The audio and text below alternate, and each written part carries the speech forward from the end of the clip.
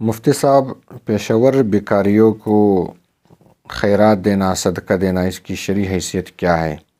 اگر کوئی اسے منع کرے، اس کو پیسہ نہ دے تو اس کی بھی شرعی حیثیت بتا دے، کیا یہ جائز ہے یا جائز نہیں ہے؟ دیکھو، دراصل بات یہ ہے کہ شریعت اور اسلام میں صدقہ اور خیرات کی بہت زیادہ فضائل بیان ہوئے ہیں۔ اللہ تبارک و تعالی فرماتے ہیں وَمِمَّا رَزَقْنَاهُمْ يُنْفِقُونَ۔ اس آیت میں اللہ جل شانہ متقین کی اوصاف بیان کرتے ہیں، اور متقیوں کی اوصاف میں سے ایک صفت یہ بیان کیا ہوا ہے کہ متقین، ہم نے جو رزق انہیں دیا ہوا ہے وہ اس رزق میں سے خرچ کرتے ہیں اللہ تعالیٰ کے راستے میں، یعنی ان کا زکوٰۃ نکالتے ہیں اور صدقہ دیتے ہیں ان پیسوں میں سے اور خیرات کرتے ہیں۔ اسی طرح ایک اور حدیث میں نبی کریم صلی اللہ علیہ وآلہ وسلم فرماتے ہیں کہ الصدقۃ رد البلاء، جس کا مفہوم یہ ہے کہ صدقہ وہ تمام بلاؤں کو رد کرتا ہے، یعنی آپ کے اوپر کوئی بلا اور کوئی مصیبت آ رہی ہو، اس سے پیشگی آپ نے صدقہ دے دیا تو وہ جو بلا اور مصیبت آتی ہے وہ صدقہ اس بلا اور اس مصیبت کو کھا جاتی ہے، اس کو ختم کر دیتی ہے۔ اسی طرح ترمذی شریف میں نبی کریم صلی اللہ علیہ وآلہ وسلم کا حدیث موجود ہے۔ نبی علیہ السلام فرماتے ہیں کہ تم میں سے بدترین شخص وہ ہے جس سے اللہ تعالیٰ کے نام پر کچھ مانگا جائے لیکن وہ نہ دے دے، یہ تم میں سے بدترین شخص ہے۔ اس کا مطلب اور اس کا مفہوم یہ ہے کہ آپ لوگوں میں سے اگر کسی سے اللہ تعالیٰ کے نام پر کچھ مانگا جائے تو ضرور دینا چاہیے۔ تو اور بھی بہت سارے صدقے کے فضائل بیان ہوئے ہیں حدیث پاک میں، لیکن مسئلہ جو ہے وہ پیشہ ور بیکاریوں کی ہے۔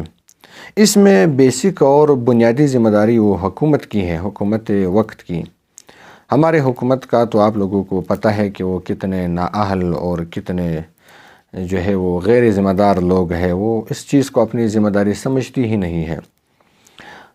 خلافت کے دور میں حکومتوں کا یہ کام ہوتا تھا کہ وہ یہ جو پیشہ ور بیکاری ہوتے تھے ان کو جمع کرتے تھے، اور ان کی جو کفالت ہے، ان کی ذمہ داری وہ حکومت خود لیتی تھی۔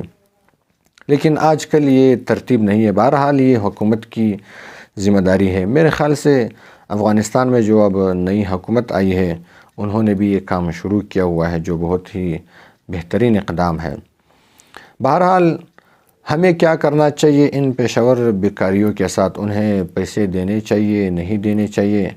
وہ اکثر اللہ تعالیٰ کے نام پر مانگتے ہیں کہ اللہ کے نام پر کچھ دے دو، تو دراصل ان کو نہیں دینی چاہیے پیسے، کیونکہ اس میں نہ دینے میں ان کی حوصلہ شکنی ہوتی ہے، اور ان کی حوصلہ شکنی کرنی بھی چاہیے، کیونکہ ان لوگوں نے اس کام کو اپنا پیشہ بنایا ہوا ہے۔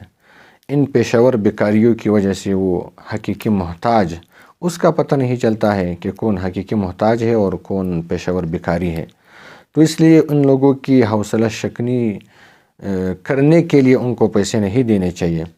اگر آپ انہیں 1,00,000 روپے بھی دے دو، کل دوبارہ وہ آپ کو اسی چوک پر ملے گا مانگتے ہوئے۔ اگر آپ 2,00,000 بھی دے دو، 3,00,000 بھی دے دو، کیونکہ یہ ان کا پیشہ ہوتا ہے۔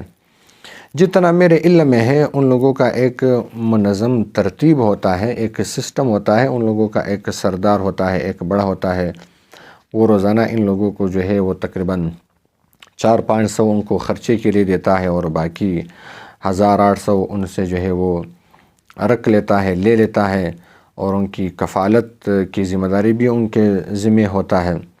تو اس طرح ان لوگوں نے ایک پورا سسٹم بنایا ہوا ہے، یہ ایک مافیا ہے، ایک گروہ ہے۔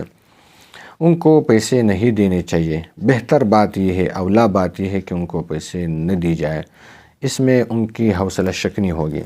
لیکن اگر کسی نے اللہ کے نام کا لحاظ رکھا، اللہ کے نام کی وجہ سے ان کو کچھ دے دیا، تو ان کا خیرات اور صدقہ وہ ادا ہو گیا، ان کو بہرحال ثواب ملتا ہے۔ لیکن مانگنے کو اپنا پیشہ بنانا یہ حرام عمل ہے، شریعت میں اس کی کوئی گنجائش نہیں ہے۔ شریعت میں سوال کرنا یہ اس وقت جائز ہے جب آپ کے پاس ایک وقت کا کھانا نہ ہو، تو پھر آپ کے لیے جو ہے وہ سوال کی گنجائش اور اجازت ہے۔ لیکن آج کل جو پیشہ ور بیکاری ہے تو ان کو نہ دینے میں جو ہے وہ بہتری ہے۔ اب ان کی پہچان کیسی ہوگی کہ کون پیشہ ور بیکاری ہے اور کون جو ہے وہ محتاج ہے، یہ غالب گمان سے پتہ چلتا ہے۔ یعنی آپ انہیں دیکھ لو، ان کی چہروں کو دیکھ لو اور ان کی رویے کو دیکھ لو، اکثر وہ آسانی سے پہچانے جاتے ہیں۔ اگر آپ کا غالب گمان یہ ہو کہ یہ پیشہ ور بیکاری ہے تو ان کو مت دے دو، اور اگر آپ کا غالب گمان یہ ہو کہ یہ پیشہ ور بیکاری نہیں ہے بلکہ یہ محتاج ہے حقیقی، تو پھر ان کو اللہ کے نام پر کچھ دے دو تو آپ کو ضرور ثواب ملے گا۔